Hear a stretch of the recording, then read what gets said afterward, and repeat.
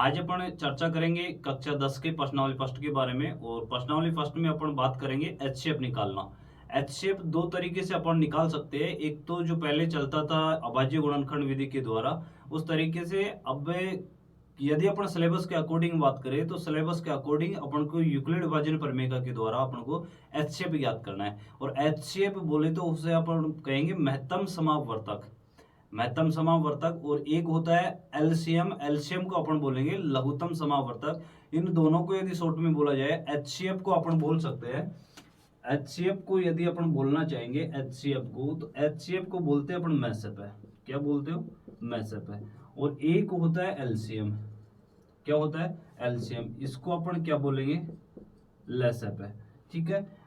HCF और LCM दोनों में फर्क क्या है? पहले अपन अभाज्य गुणनखंड विधि द्वारा निकालते थे। एचसीएफ और एलसीएम में फर्क ये है कि एचसीएफ अपन संख्याओं का अलग अलग निकालते हैं। मतलब संख्या दी हुई होगी, दो संख्या हो, तीन संख्या हो, चार संख्या हो, उन सबका अपन अभाज्य गुणनखंड विधि के द्वारा सबका अलग अलग निकालते हैं। और एलसीएम जो होता है अभाज्य गुणनखंड विधि के द्वारा अपन एक साथ निकालते हैं। दो कंडीशन है। मैसेप पे की अपन बात करेंगे एचसीएफ की, तो एचसीएफ जो होगा अभाज्य गुणनखंड विधि के द्वारा, मतलब दो संख्या होगी, तीन संख्या होगी, उन सबका अपन अलग अलग निकालेंगे।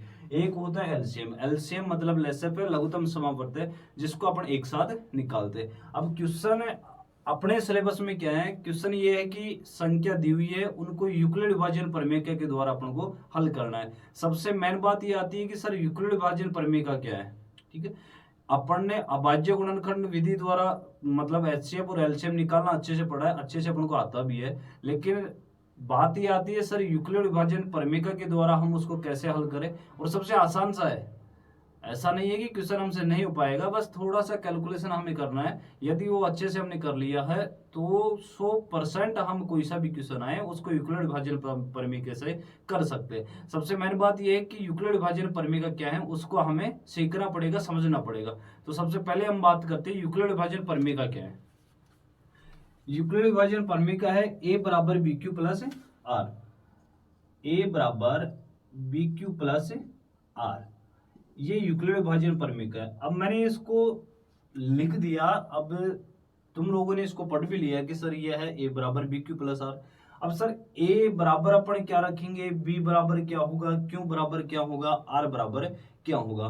तो यदि हमें ये हिंदी के रूप में यदि हमें समझ में आ जाएगा तो शायद हमें ये यूक्लिड विभाजन जो प्रमेय का है इसे समझने में हमें और भी आसानी होगी। यदि इनका हमें मालूम चल जाएगा कि सर हम ए को क्या बोलेंगे, बी को क्या बोलेंगे, क्यू को क्या बोलेंगे और आर को क्या बोलेंगे। ए की यदि अपन बात करें, तो ए को कहेंगे अपन भाज्य। क्या कहोगे? भाज्य। बी की अपन यदि बात करें तो बी को अपन कहेंगे बेटा भाजक। क्या कहोगे? भाजक। और यदि अपन क्यू की बात करें तो क्यू को कहोगे भागफल। क्या कहोगे? भागफल। और अपन यदि बात करें आर की तो आर बराबर होगा शेषफल। क्या होगा? शेषफल। यदि हिंदी के रूप में यदि इसको याद करना चाहे हम लोग तो इसको हम लोग लिख सकते हैं बेटा कि भाज्य बराबर भाजक इंटू भागफल प्लस शेषफल। ये यूक्लिड विभाजन प्रमेय का है। ठीक है। हमें समझ में आया कि सर यूक्लिड विभाजन प्रमेय का तो ये है, लेकिन हम क्वेश्चन हल कैसे करेंगे। सबसे मेन बात ये आती है कि यूक्लिड विभाजन प्रमेय का क्या है। हमने देखा, इसको पढ़ा, हमने समझा, अच्छे से नोट करना इसको तुम लोग भी। यदि हमें ये समझ में आ जाएगा तो क्वेश्चन हम आसानी से कर सकते हैं। एक क्वेश्चन मैं बताऊंगा, बाकी तुम लोग आराम से कर सकते हो। प्रैक्टिस अपनी जारी रखना, तुम लोग इसको नोट कर लेना और चाहो तो स्क्रीनशॉट मार लो, बाद में उतारते रहना। जैसे पहला क्वेश्चन अपना आता है इसमें कि यूक्लिड विभाजन प्रमेय का, या फिर अपन बोल सकते हैं यूक्लिड विभाजन एल्गोरिथम का प्रयोग करके 135 और 225 का क्या निकालो, एचसीएफ। 135, पहले क्वेश्चन की यदि अपन बात करें तो 135 और 225 का क्या निकालना बेटा, एचसीएफ। क्या निकालना हमें, एचसीएफ। मैं फिर बार बार रिपीट कर रहा हूँ, हमें यूक्लिड विभाजन परमिका के द्वारा निकालना है। हम यदि चाहे तो इसको हम अभाज्य गुणनखंड विधि द्वारा भी हल कर सकते हैं, लेकिन क्वेश्चन स्पष्ट कह रहा है, पहला क्वेश्चन है पहली प्रश्नावली का 1.1 का कक्षा 10 का पहला ही क्वेश्चन है, उसमें कह रहा है कि यूक्लिड विभाजन एल्गोरिथम का प्रयोग करके हमें निकालना है। क्या करोगे, दो संख्या होगी, उन दोनों संख्याओं में क्या देखोगे, जो संख्या बड़ी होगी उसके अंदर छोटी वाली का भाग लगाना है तुम्हें। सबसे पहले क्या करोगे, दो संख्या दी हुई होगी, दोनों में एक संख्या बड़ी होगी, एक संख्या छोटी होगी। जो संख्या बड़ी होगी उसके अंदर हम छोटी वाली संख्या का क्या लगा देंगे, भाग लगा देंगे। सीधा सा फंडा है, बड़ी संख्या के अंदर छोटी संख्या का क्या लगा दोगे, भाग लगा दोगे। भाग लगाओगे मतलब अभी मैंने लिखा था तुम्हारे यहाँ पर कि a बराबर बी क्यू प्लस आर, ये लिखा था मैंने। एक का मतलब क्या हो गया, एक का मतलब क्या हो गया, जो भाज्य होगा, भाज्य का मतलब ये होगा जिसके अंदर हम भाग लगा रहे छोटी संख्या का। तो यहाँ पर अपने पास में बड़ी संख्या क्या है, 225 है, 225 में भाग लगाएंगे अपन 135 का, 135 का। अब यहाँ पर क्या आ गया, क्यू, क्यू का मतलब क्या है, भागफल। बी का मतलब क्या है, भाजक, भाजक का मतलब जिसका हम भाग दे रहे हैं। क्यू का मतलब क्या है, भागफल। कितनी बार भाग गया, आप 135 का तुम लोग भाग लगाओगे इसके अंदर तो कितनी बार भाग जाएगा बताओ। 135 का जब अपन 225 में भाग लगाएंगे तो सिर्फ एक बार जाएगा। कितनी बार जाएगा, एक बार। मैंने गुणा किया किससे, 135 को 1 से। मैंने लिखा था ना यहाँ पर, मैंने लिखा था पहले कि भाज्य बराबर भाजक गुणा भागफल प्लस शेषफल, ये ऐसा लिखा है मैंने। तो यहाँ पर तुम्हें समझ में आया होगा कि 135 क्या अपने पास में भाजक है, भागफल का मतलब कितनी बार भाग गया, एक बार भाग गया सर, प्लस क्या लिखना अपन को, शेषफल। अब 135 का भाग लगाया था अपन ने 225 में, एक बार गया, 225 में से जब अपन 135 को घटाते हैं तो अपने पास में क्या शेष बचेगा, अपने पास में क्या शेष बचेगा वो लिखना अपन को। तो शेषफल का मतलब कि क्या शेष बच रहा है, तो अपने पास में बचा है बेटा 90। कितना शेष बचा है, 90 शेष बचा है। 90 शेष बचने के बावजूद तो अब यहाँ पर कंडीशन ये है कि अपन को जब तक नहीं रुकना जब तक शेषफल 0 नहीं आ जाए, और जब 0 आ जाएगा तब समझना है कि वो उसका क्या हो जाएगा, एचसीएफ। जब तक हमें भाग लगाना है जब तक यहाँ पर 0 नहीं आ जाए, शेषफल क्या नहीं आ जाए, 0। अब अगली कंडीशन क्या बनती है, पहली कंडीशन हो गई, इसमें लिखना भी पड़ेगा तुम्हें, लिखने का जो तरीका है मैं अगली वीडियो में बताऊंगा। अभी सिर्फ इतना समझो हल कैसे करना, हमें लिखने का तरीका अगली वीडियो में। अभी यहाँ पर अपने पास में 135 है, एक बार भाग गया है, 90 शेषफल बचा। अब सर आगे इसको हल कैसे करें, शेषफल 0 नहीं बचा, क्योंकि आपने कहा जब तक हल करना है तब तक शेषफल 0 नहीं आ जाए। आगे की कंडीशन क्या होगी बेटा, यहाँ पर जिसका हमने भाग दिया था पहले उसके अंदर अपन अपने पास में जो शेषफल होगा उसका अपन को क्या लगाना है, भाग लगाना है। वापस समझो मैं जो कह रहा हूं उसको, कि यहाँ पर अपने पास में क्या है, जिसका भाग दिया था अपन ने पहले, जिसका भाग दिया था उसके अंदर अपन किसका भाग लगाएंगे, जो अपने पास में शेषफल होगा।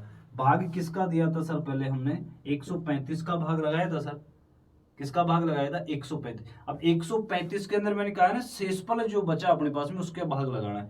सर 135 में भाग लगाएंगे सर अपन 90 का, किसका लगाएंगे, 90 का।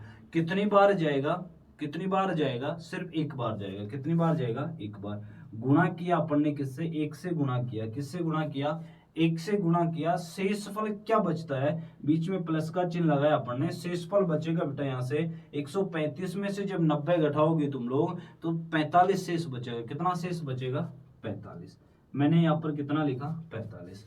फिर घूम फिर के बात वही आती है, सर अभी भी शेषफल 0 नहीं आया, आगे फिर हमें क्या करना है, तरीका वही अपनाना है। शेषफल जो बचा है उसका जिस संख्या के अंदर अपन ने जिस संख्या का भाग लगाया था उसके अंदर फिर शेषफल का भाग लगा देंगे। कहने का मतलब भाग किसका लगाया था अभी, 90 का। किसका लगाया था, 90 का। 90 के अंदर भाग किसका लगा देंगे अपन, अब जो शेषफल बचा अपने पास में, शेषफल कितना बचा, 45।